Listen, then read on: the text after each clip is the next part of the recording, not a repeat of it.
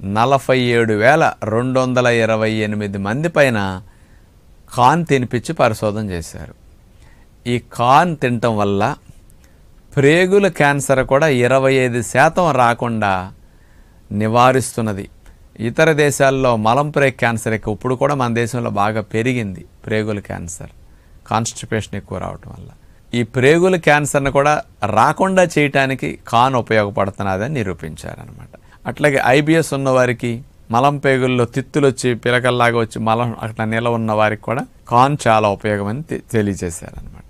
మనకి ముఖ్యంగా ఇమ్యూనిటీ ప్రేగుల్లో యాక్టివేట్ అయ్యి బాడీలో ఉన్న ఇమ్యూనిటీని కంట్రోల్ చేయటానికి మన శరీరంలో హెల్ప్ఫుల్ హార్మోన్స్, ముఖ్యంగా డోపమిన్, సెరటోనిన్, గాబా ఇట్లాంటి హార్మోన్స్ మనకి మెదడులో విడుదలవుతూ ఉంటాయి సంతోషంగా, ఆనందంగా ఉన్నప్పుడు.